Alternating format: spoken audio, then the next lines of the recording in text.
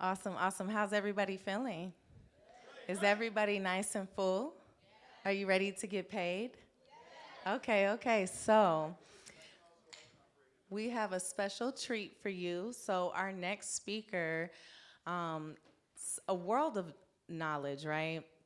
20 plus years in the industry. And he's going to come up here and talk about different ways to dispute. So raise your hand if you have a credit repair business. Okay, raise your hand if you have funding.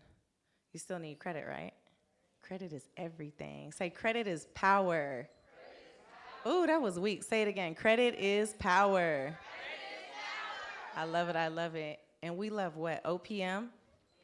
Other people's money? Awesome. So I'm going to bring Mr. Brent Bradford to the stage. If everyone can stand up, because sometimes I get sleepy after I eat. What about you? So everybody stand up for me.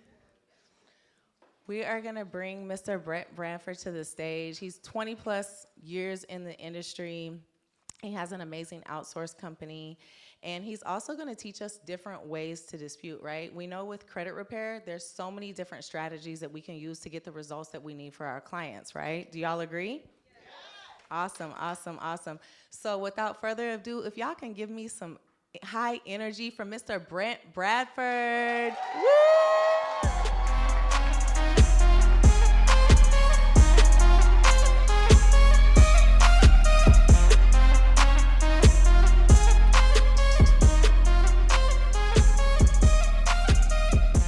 Thank you for that, Stephanie. Thank you. I want to talk about one in particular, but some of the different ways that we can help our clients with the disputing process. With credit repair, our objective is to find the derogatory items on a credit report, come up with a reason to dispute that account, and then with hopes, get it deleted. I want to talk about Metro 2 compliance. With Metro 2 compliance, we're not focusing on actual negative information on a credit report. We're looking at information that's non-compliant. When the credit bureaus put eOSCAR in place back in the mid-90s, they came up with what is referred to as the Metro 2 compliance reporting standards. These are the standards that data furnishers must follow when they report information to the bureaus. And it goes beyond whether information is accurate or not accurate. It goes to, is this information reporting within compliance? And you could have a credit report that's got up to 80 data points. And if any of those data points are non-compliant, that's a reason that we can ask for that item to be removed. The bureaus themselves have stated that the bureaus have stated that any deviation of the standard jeopardizes the integrity of the data. So what Rodney did, Rodney Peak, gentleman that kind of created the Metro 2 compliance method, is he reverse engineered the Bureau's own standards to come up with a way to get information deleted. And in order to do this, you have to have software. And he's created a number of softwares over the years, and his latest software is called M2 Gala. And what M2 Gala does is M2 Gala evaluates the credit report, and it doesn't use AI. Most of the softwares that are on the market utilize AI, artificial intelligence. The negative to this is that it's looking for the most popular answer, not necessarily the most effective answer or the correct answer, but the most popular answer. With M2 Gala, Gala specifically focuses on LI, learned intelligence. So Gala doesn't have access to the internet. Gala strictly goes off of the information that it's learned. So every time you upload a fresh credit report for your client, the software is going to evaluate that credit report against the previous credit report, and it's going to learn what's been deleted. And it's doing this for tens of thousands of credit reports every single month. And it does an evaluation of the previous 90 days, and it calculates and keeps that information. It's what we've referred to as the detailed results matrix. So it's collecting that logic, collecting that statistical data. And then when you upload a credit report that has a charge-off from Capital One, it's going to go through that data. It's going to say, okay, for Capital One charge-off, when we've done A, B, and C, we've gotten a deletion 90% of the time. So it replicates what's been successful and doesn't replicate what's not been successful. In fact, I believe the minimum standard with the DMR is, I think, 86%. So anything that's successful more than 86% of the time is replicated. and that is the LI. Gala is the only software on the industry. It's patented, it's proprietary technology. It's the only software on the industry that has LI. And that's kind of what separates it from everything else. Now, it's not going to be a magic bullet. It's not going to be something that's going to happen overnight. But I've learned that with Metro 2 compliance, utilizing Gala, I see better results for my clients in a shorter period of time, but it still takes time. And I just want to kind of open it up to questions because I know that people are not familiar with Metro 2 compliance.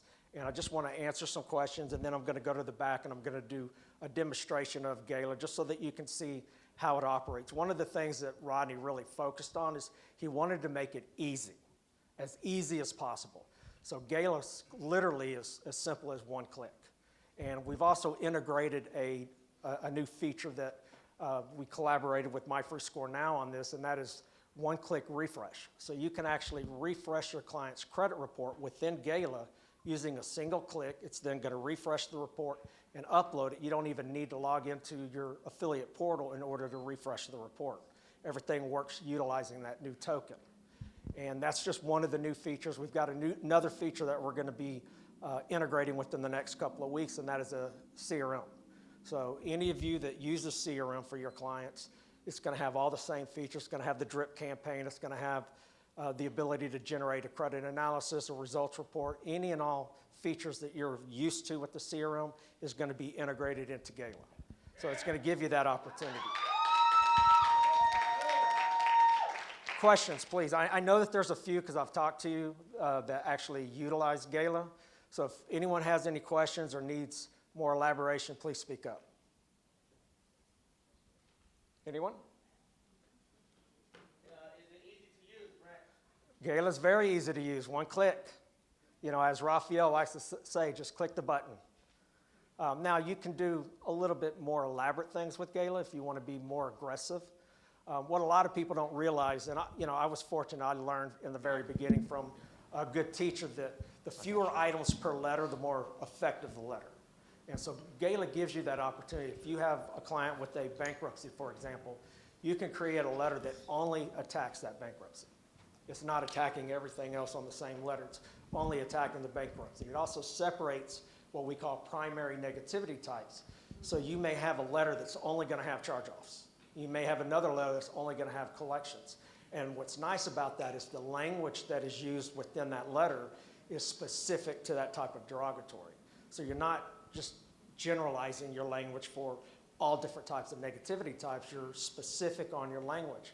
The software also has learned that what Experian responds to is different than what Equifax responds to. So your letters are going to be completely different for Experian than they are for Equifax. You know, the LI has learned that when I use certain language, Equifax responds well, but TransUnion doesn't. Therefore, the language that's used, the format of the language that's used, the arguments that are used are different with each bureau as well as each negativity type.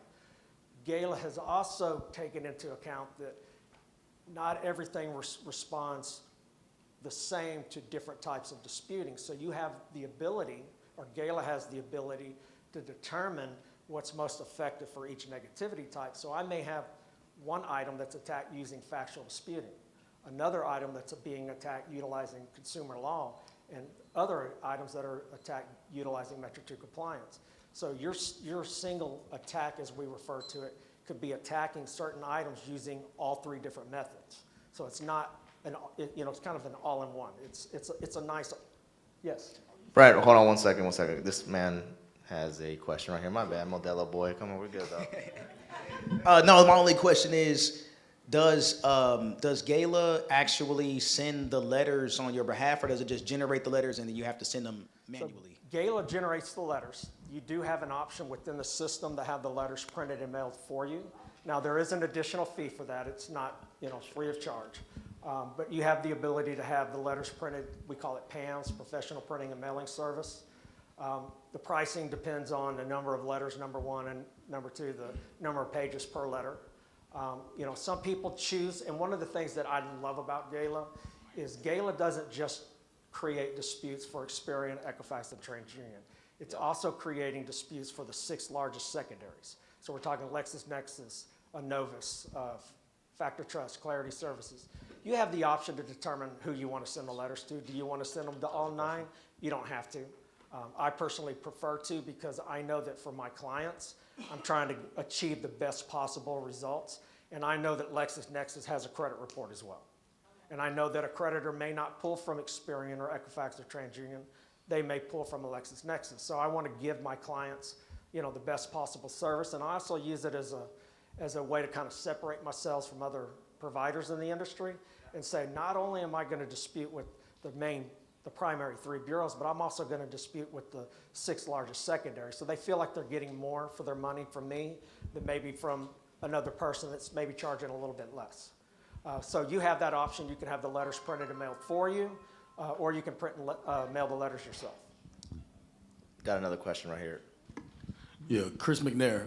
I think you just answered my question, but it was about the data furnishers. Yes. Is that what you were just talking about, Innovis and Innovis, LexisNexis? yes, correct. There's a lot of secondary bureaus. And for those that aren't fully aware, most creditors don't report themselves. They're going through a secondary bureau.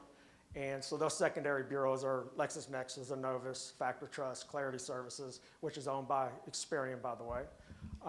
And you also have to understand a lot of items on a credit report aren't reported like a bankruptcy. Those aren't reported by the court. Those are reported to a third-party service. These secondary bureaus go to that third-party service, they collect that data, and then they sell it to whoever wants to buy it. So by getting this information deleted just from just them alone is going to save a lot of aggravation. You're not going to get, the emailing or the emails or the mail, with offers for this credit card, for that credit card. It gives you the ability to kind of clean up those reports as well. Right here. Go ahead. I got 2 questions. Earlier, she mentioned that you outsource. Yes. What's your minimum on outsourcing? And then for the pan mailing, is it like one of those third-party barcodes with the mailing? No. Great question. Thank you. I'm not up here to pitch my outsourcing business, but I am an outsourcer. A lot of CROs utilize my company to do the disputing on their behalf. So I'm an extension of their business, kind of like an employee.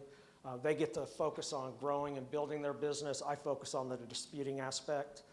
My service includes the printing and mailing. It's just a flat fee per client.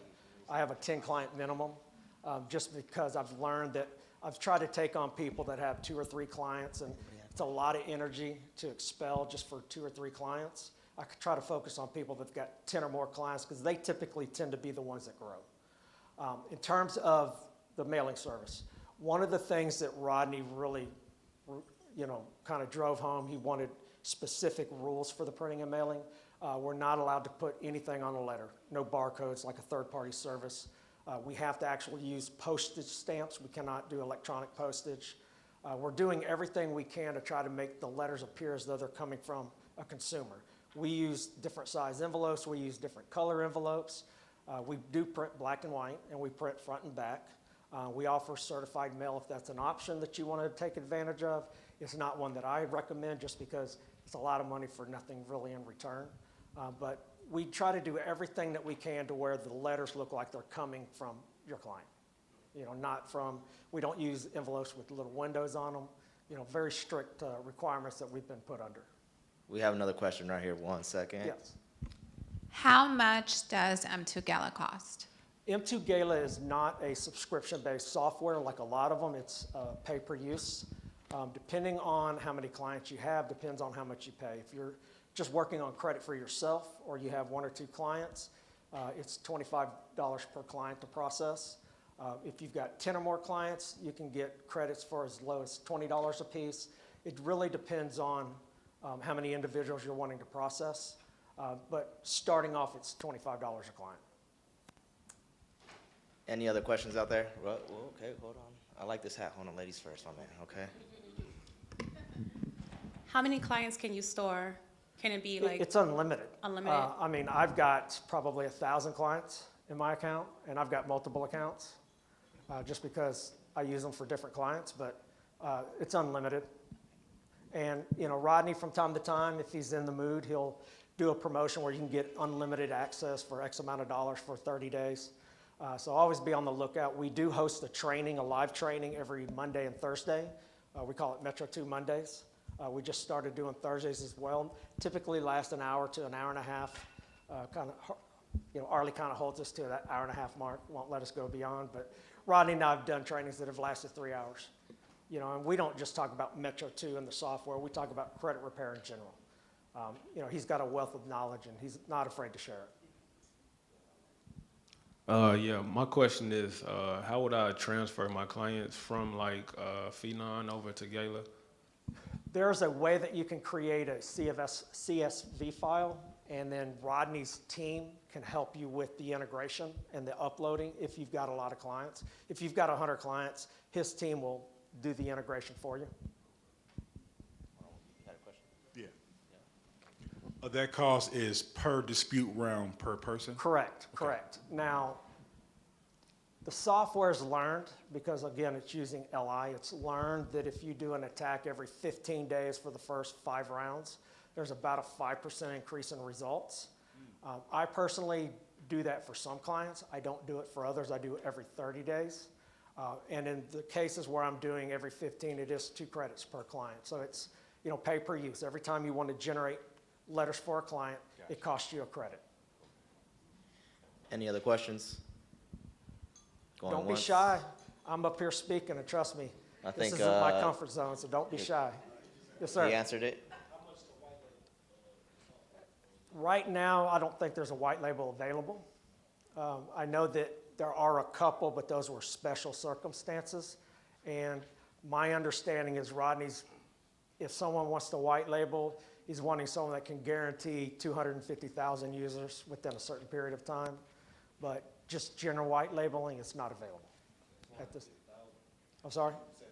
Hold on one Yeah. second, because they Someone can't asked hear. They about it can't the hear other you over day there, in- my man. In a private chat, someone asked about it the other day in a private chat, and he said, if you can guarantee me 250,000 users within 12 months, then I'll let you do it. All right, give him my number. Give him the number. Any other questions on this side while I'm over here? If not, Brent, if you want to do the live So demo. I'm going to go to the back. I'm going to put Gala on the screen. I'm just going to walk through a basic demonstration for you, show you how easy it is to use. It really is very easy. Rodney's other softwares, although effective, Mr. Knight can attest to this, although effective, were very difficult to use. You really had to understand the software. Gala's the complete opposite. We've made it as easy to use as possible. It's one click. So I'll go ahead and go to the back.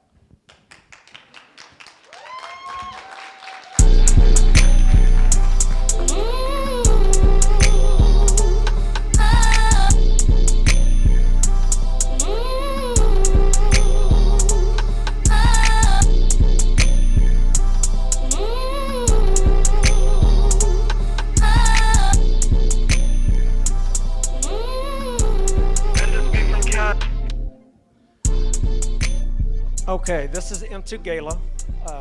It's not very pretty, but it's very effective.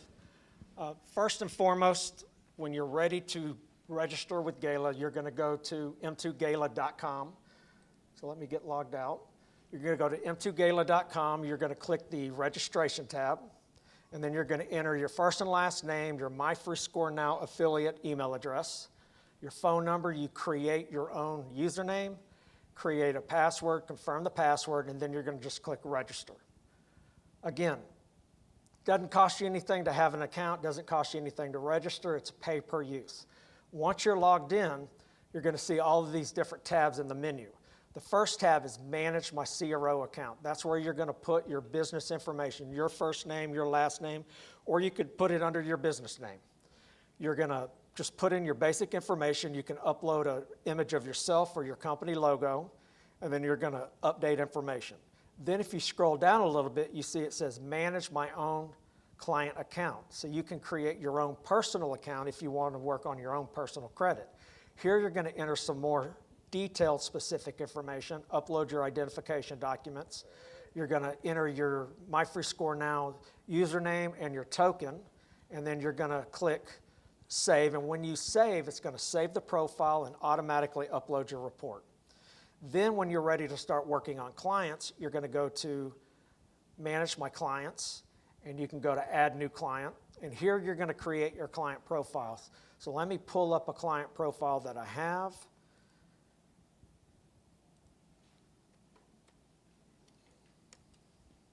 So I've got Mr. John Doe, and what we need to really focus on when we're sending information to the bureaus is we need to make sure that the information that we're sending is compliant.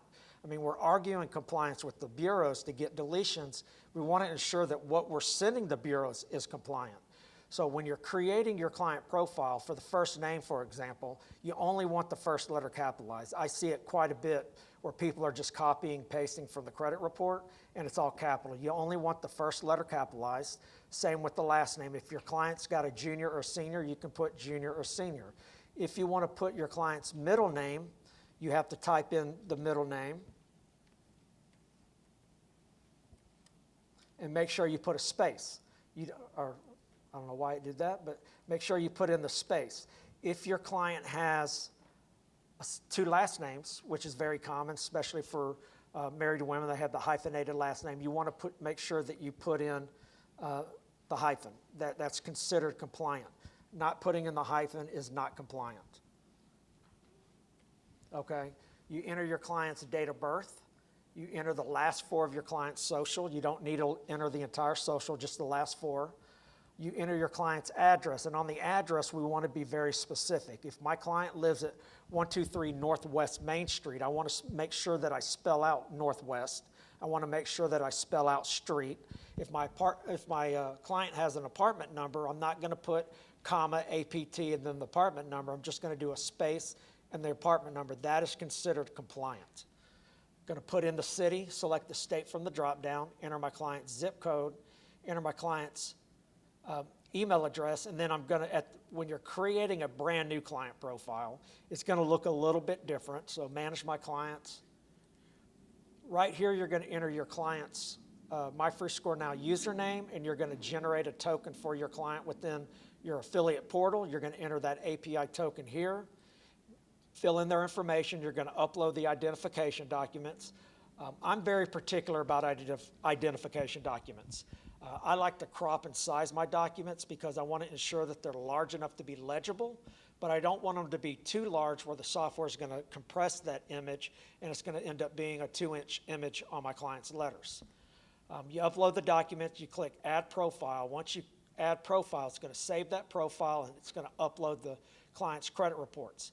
Now, one of the nice things that we've included, like I mentioned earlier, was that refresh feature.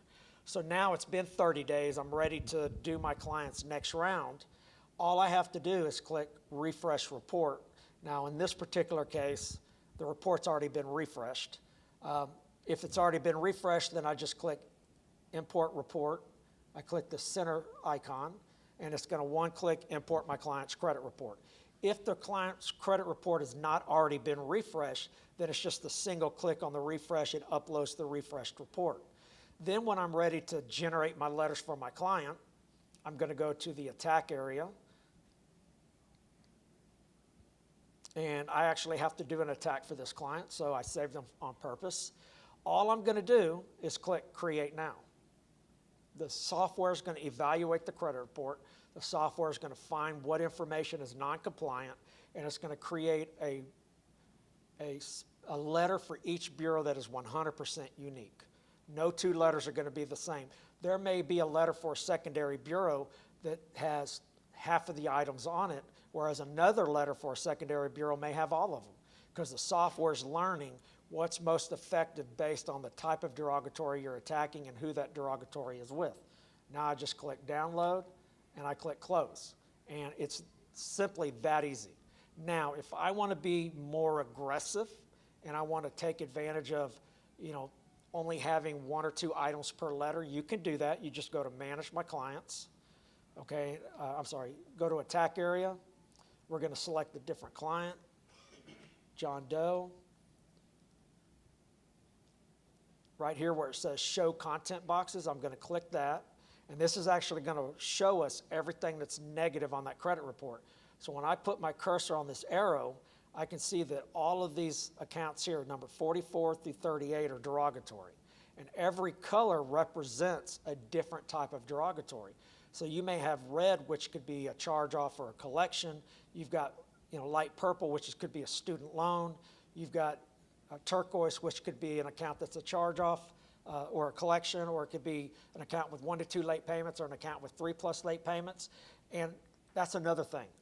The software doesn't attack an account that has late payments. It attacks the late payments itself. So you're not attacking the account for deletion, you're attacking the late payments for deletion. And it may create separate letters for that reason. So if I want to be extremely aggressive, I'm going to click separate from other P&Ts, primary negativity types. And then when I generate my attack, it's going to have a different letter for every negativity type on that credit report. So if my client's got 3 charge-offs, they've got 1 account that's got 1 to 2 late payments and 2 accounts that have 3+ late payments, I'm going to have 3 letters for each of those negativity types, plus a letter for my personal identifiers, another letter for my inquiries, and then a letter for each of the 6 largest secondary bureaus. So it's a very seamless process, even if you want to get aggressive, because remember, the fewer items per letter, the more effective the letter. This does increase your cost. When you do separate P&Ts, you may have 21 letters, you may have 32 letters, depending on what's on that credit report. That's going to cost more for printing and mailing, even if you're doing it yourself. It's more aggressive, therefore it's more effective because we're attacking each negativity type based on the negativity type, not just attacking because it may be out of compliance. So those are the 2 options that you have for generating an attack. You can always go to credit history, and it's going to show you your, credit history. You can click your client's name, and it shows you what attacks you've done for that client. You can simply, for whatever reason, if you didn't save the letters or you accidentally deleted them, you can just click the link and it's going to download the files again. What I like to do, and this is me, I like to go to credit history and see what I've done for a client. And say, okay, I know that I'm on round 4, even though the software itself keeps track of that. So just to give you an example, if I click expand, it kind of shows you what's going on behind the scenes. So I want to show additional information. It shows that I'm on round 3 for this client. I don't have to keep track of what round I'm on. The software keeps track of that for me. It also shows me all of the different attacks that are within the system. So right here, we've got an attack that's strictly factual disputing. We have another one that's strictly consumer law. Then we have all these other attacks that could be a combination of factual disputing and consumer law, or it could be a combination of factual disputing and Metro 2 compliance, or a combination of all 3. And then we have a lot of attacks that are specific to Metro 2. Now, I'm not seeing any, okay, right here, you notice that this particular account or attack says in updates. Gala updates itself with new information up to 8 times a day, sometimes more. That means that Gala is learning every day, every minute, and it's updating the attacks based on what it's learned. That's that learned intelligence. When you see in updates, that's not Rodney or a developer behind the scenes updating that attack. That's Gala updating that attack itself based on what it's learned. And Gala also has been known to create its own attacks. So right here, Giraffe, that is an attack that Gala created itself based on a specific situation. So this just gives you kind of a back-end evaluation or back-end look at what's happening. And, you know, we use the term attack because we're not disputing accuracy. When you dispute, you're asking the bureaus to verify the accuracy of the information. They're going to contact the data furnisher, ask the data furnisher to validate the accuracy of the information. What we're doing is we're challenging reportability based on compliance. So we call it attack. We're attacking the compliance. But we also use the term attack in whatever you know, the software decides is most effective for that client. We call that an attack as well. So, you know, we have a lava attack. We have a fire attack. We've got different attacks to execute an attack. Any questions on the demo? I know I covered a lot of information. I just want to make sure that everyone understands. Yes, ma'am.